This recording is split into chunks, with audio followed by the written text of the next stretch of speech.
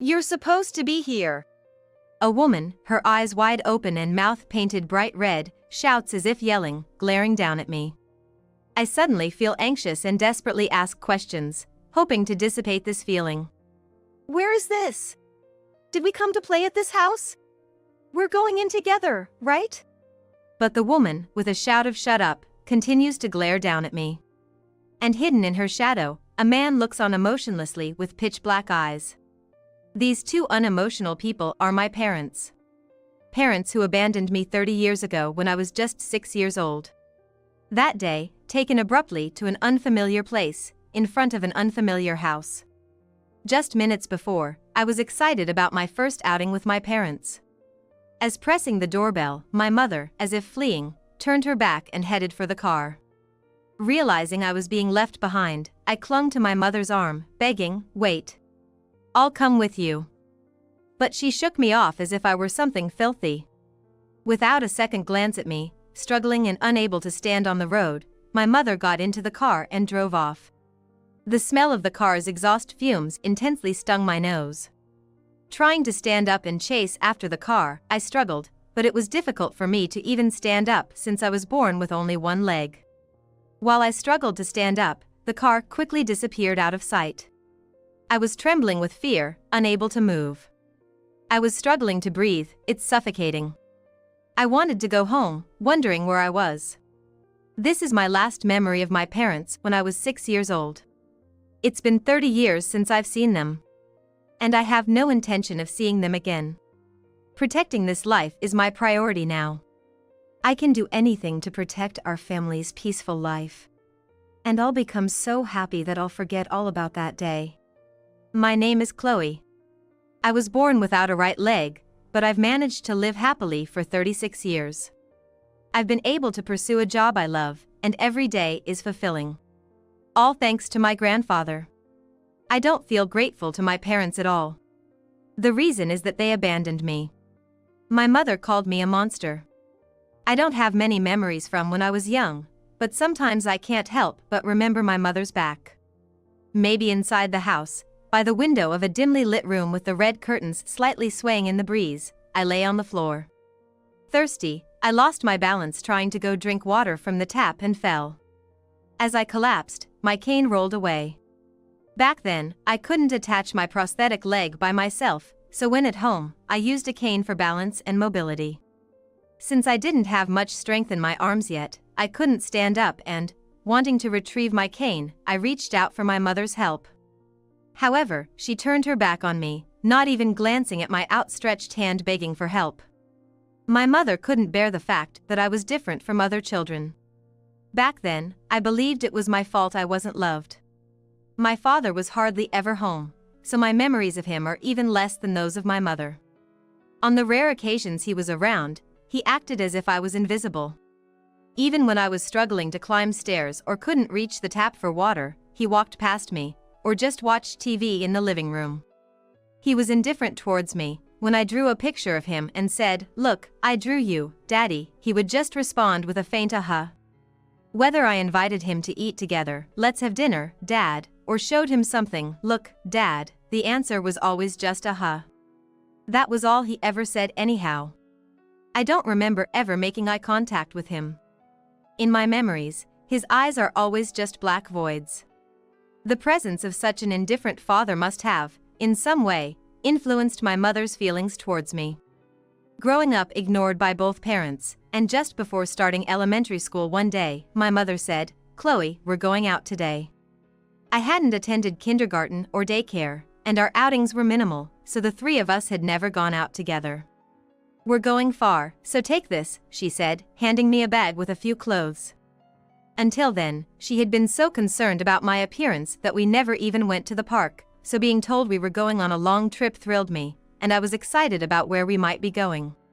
"Where are we going?" I asked, but my parents didn't answer. Still, I was so captivated by the changing scenery outside the car window that I didn't care about our destination. I couldn't see my parents' faces from the back seat, but I remember seeing my father's chin through the rearview mirror, his stubble visible. I don't know how long we drove, but the car eventually stopped. "We're here," they said, and opened the door for me. Stepping out, I saw an old house. "By then," said my mother, making me suddenly anxious. "Aren't you coming with me, Mom?" "Dad, where is this? Where are you and Mom going?" I asked rapidly. But, as usual, my father averted his gaze from me, and my mother only said, "Everything's been arranged." As she pressed the doorbell of the house, my parents got back into the car and drove off, leaving me alone before anyone from the house could come out. I stood there, stunned, watching my parents' car drive away, unable to comprehend what was happening to me. Where was I? What was this house? Why had I been brought here?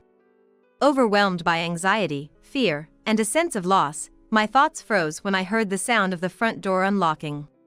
"Yes, yes, who is it?" said a familiar face that appeared. It was my grandfather. Since my mother was concerned about my appearance, she never took me out, so I had never been to this house. However, I remembered my grandparents well because they used to visit us at our home. The warmth and kindness they showed me were the first I ever felt from anyone. I had a strong memory of feeling loved and cherished by someone for the first time. "Chloe, what happened to your parents?" The moment I heard my grandfather's voice asking me this, I couldn't stop crying. Grandfather seemed to sense something as he looked around, then gently embraced me. In the warmth of his hands, I finally found the strength to express my feelings. "Mom drove off somewhere in the car. I want to go home. It hurts." Then, grandfather looked sad as he held me tighter and stroked my head. "Chloe, it's still cold outside, let's go inside," he said, gently pulling my hand to invite me into the house. I still remember the warmth from his large hands. It's okay," he kept saying, as if to reassure himself as well. Grandfather made me a warm drink. I remember feeling the warmth spread to my core, relaxing my tensed-up body. "Is this all your luggage?" he asked, which made me wonder for a moment if I wouldn't be able to go back home. However, the warmth of the house and the gentle voices of my grandparents gradually calmed me down, and that night, I fell asleep between them as they stroked my forehead, sleeping until almost noon the next day. From that day on, I lived with my grandparents. A few days later, grandfather was talking to someone on the phone. "You call yourself a mother?" I was surprised to hear him raising his voice. After hanging up, he told grandmother, if Chloe knew she was abandoned by her parents, how heartbroken she would be. Hearing the sadness in his voice, I quietly entered the room they had prepared for me. Although I had a vague feeling about it, it was then that I fully realized I had been abandoned by my parents. Wrapped in my grandparents' kindness, I gradually began to forget the sorrow of being abandoned. Warm meals, kind words, and a warm home made me feel truly happy for the first time. My grandparents cherished me and supported me through college. They participated in school events, and watching me do my best or enjoy myself made them smile warmly as if it was their own happiness. My grandparents were always proud of me. High school and college were a bit far from their house, and since they were over 60, even when I said, "You don't have to come," they always insisted, "It's Chloe's big moment, we'll come." They always made it to see me. To me, they were like my real parents. I didn't need anyone else but my grandparents, who loved me more than anyone. I owe them an immeasurable debt of gratitude.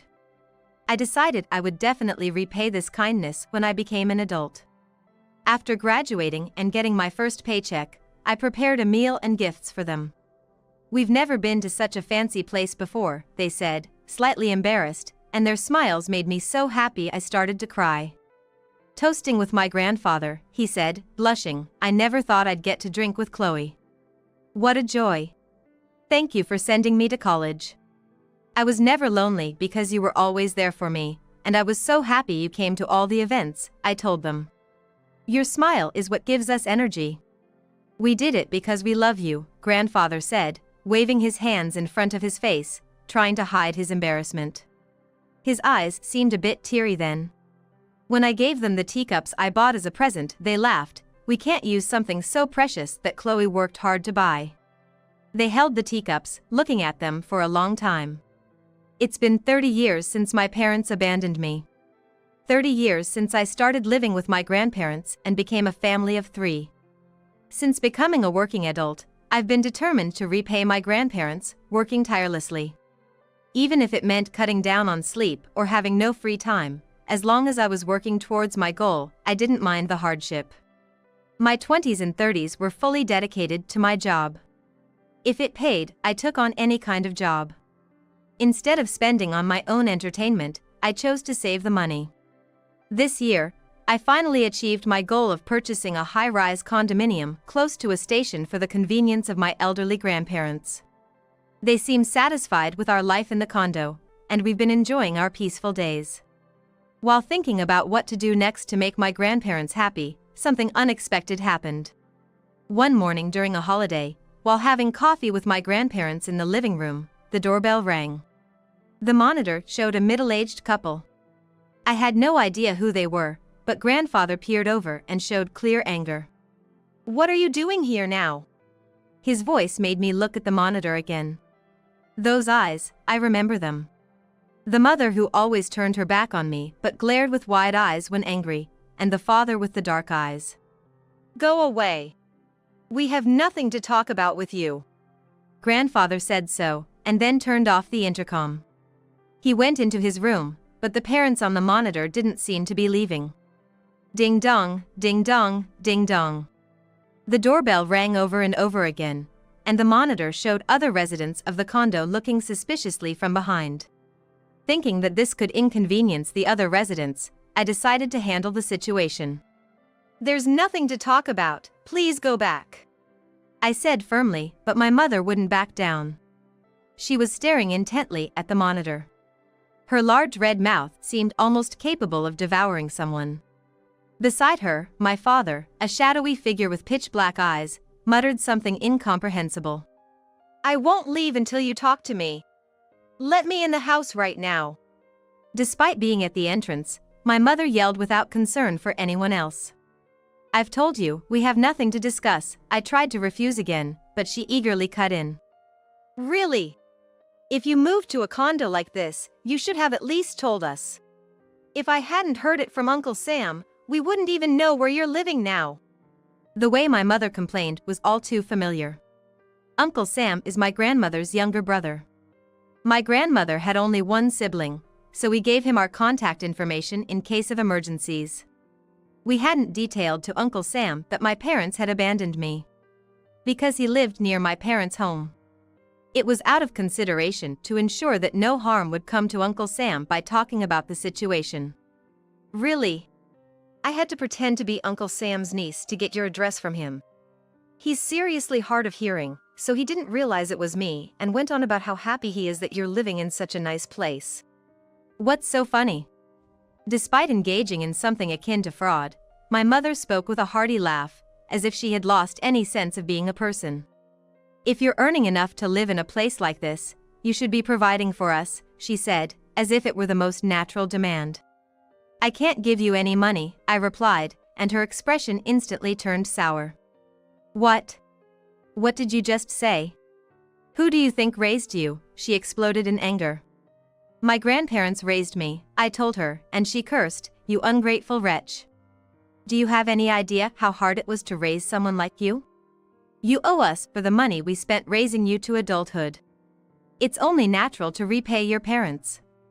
My mother continued her assault, but I responded, "I don't recall being raised by you. My real parents are my grandparents," and I refused her demand for money. Still unwilling to back down, my mother continued to yell through the intercom until my grandfather emerged from the back room. "What is all this noise about? I told you to leave!" Grandfather yelled at my mother. When she retorted, "We raised this child, so we taught her to repay her debts to us," my normally calm grandfather's face contorted with an anger I'd never seen before. "You raised her? Do you not remember what you did to her 30 years ago? You left this small child on unfamiliar ground. Have you ever thought about how she felt then? When I hugged Chloe, she was trembling. Can you imagine how lonely, scared, and anxious she was?" Then, my mother replied, "But thanks to that, she grew up to be able to earn so much. It's all thanks to us, isn't it? Besides, your grandparents weren't lonely because of it, so be grateful." Her reasoning was disjointed and illogical. Grandfather sighed in disbelief. Do you still not understand that you're suffering because of the seeds you've sown yourself? Even when you knew you were pregnant, you wouldn't listen to us telling you to quit drinking and smoking for the baby's sake. After Chloe was born, you continued to drown yourself in alcohol and cigarettes. Even when we came to see how cute Chloe was and hugged her, she smelled of cigarettes because you were smoking that much.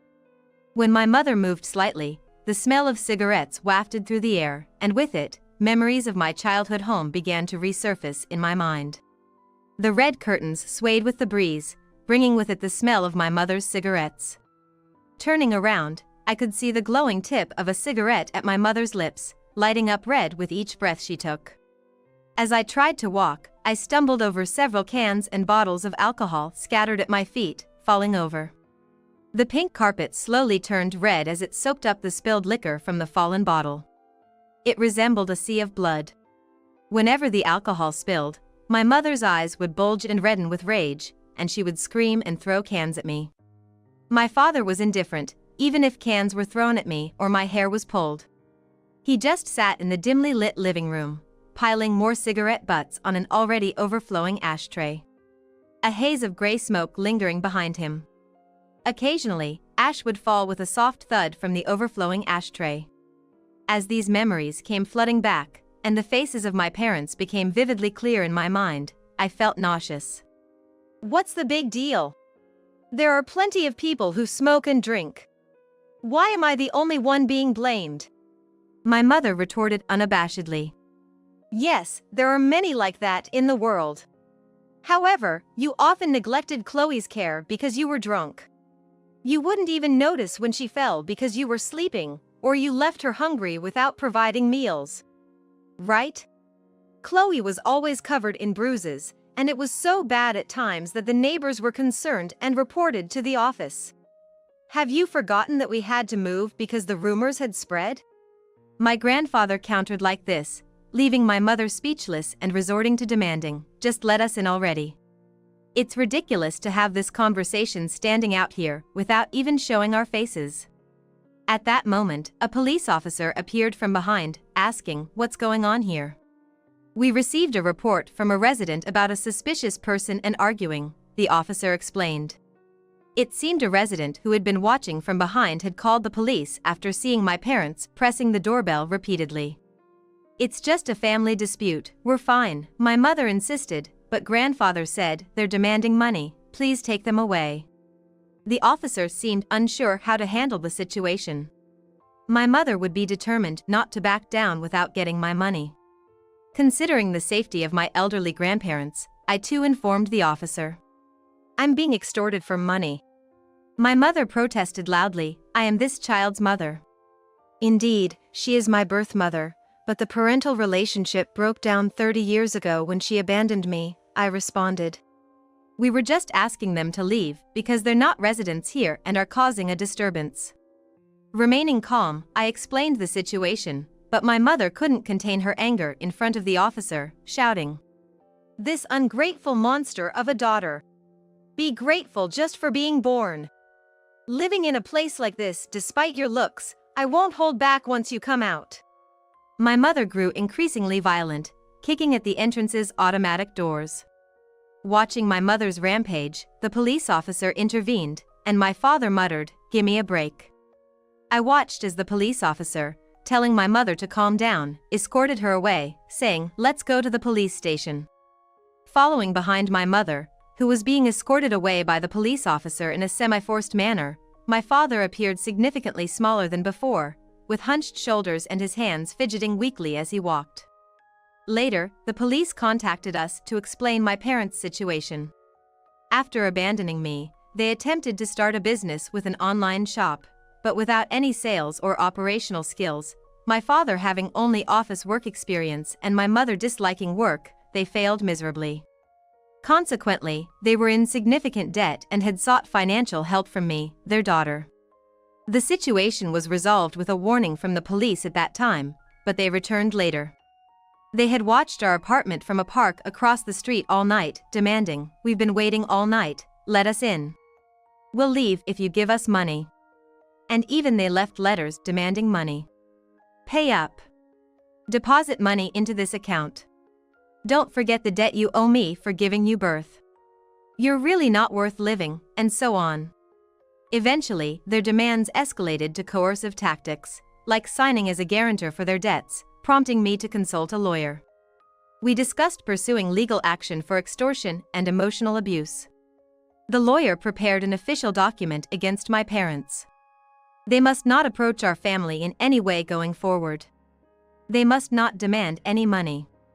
The document stated that if these two conditions were not met, legal action would be taken and damages claimed. I wasn't interested in damages, I just wanted to keep them away immediately. That's why the document included the possibility of claiming damages, as a means to achieve this. This approach worked effectively since my financially struggling parents ceased their visits. I was able to focus on my work with peace of mind. Being a writer, my lack of a leg and the treatment I received from my parents have given me a unique sensitivity and perspective, enabling me to thrive as an author.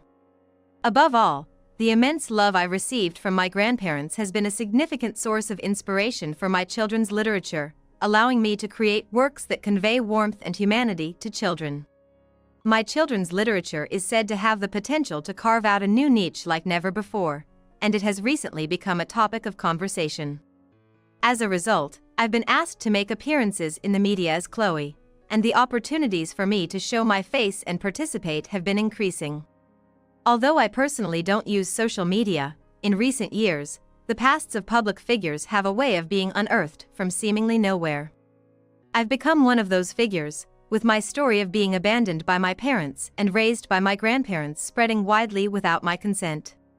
I had come to terms with my past as just that, history, but the public reaction upon learning about it hasn't been so straightforward, with considerable criticism directed at my parents. Burdened with a substantial debt, my parents led a hellish existence, working day and night to make ends meet. However, because they worked locally, the fact that they were my parents quickly became widely known.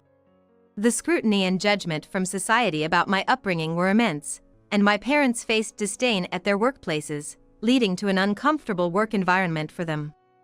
As I became more talked about, the criticism towards my parents intensified, eventually making it difficult for their employers to keep them on staff, forcing them to resign under pretense. Completely strapped and with nowhere to turn, my parents sought me out again. I was unaware that my parents had come to visit. Because they were stopped by security at the entrance of my apartment complex. Just like me, my parents had become well known enough that their identity as my parents. So, they were immediately recognized, leading to them being stopped. My mother reportedly shouted, "What's wrong with a mother wanting to see her daughter?" but was decisively cut off by the security guard who stated, "We see no need to facilitate this encounter." In fact, following the previous commotion, I had informed the security company in advance that should my parents come, they need not be admitted. My primary concern was to prevent any danger from befalling my elderly grandparents. With the assurance that my parents would not be able to approach us, we have been living with a great sense of relief. Since then, my parents, whose faces had become widely recognized, could no longer live in places where they were known and vanished into a land where nobody knew of them. Driven to desperation and without any respite, they began blaming each other for their predicament, leading to daily arguments and mutual disparagement. Rumors suggest that even my father has succumbed to tobacco and alcohol, and both have ventured into gambling. Caught in the grip of gambling, they've been unable to repay their debts and are constantly on the run from intimidating figures. Meanwhile, I continue to write novels quietly in my condo. I'm surrounded by numerous photos of memories with my grandparents in my room. When I'm in this room, I feel enveloped in the gentle smiles of my grandparents, which brings me a sense of comfort. There are countless photos of my grandparents who always made it a point to attend my school events. "We go because we want to see Chloe do her best," they'd say. I strived hard because I wanted to see their smiles. They are my driving force. And my upcoming new release is a work I'm particularly proud of. Because it's inspired by my beloved grandfather. It's a story filled with passion, featuring a hero akin to my warm-hearted grandfather. Once this work is complete, I plan to go on a trip with my grandparents.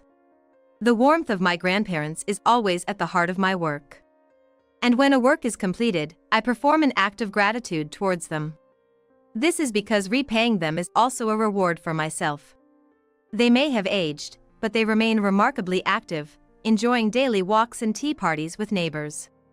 I hope for us to continue living this peaceful life together indefinitely.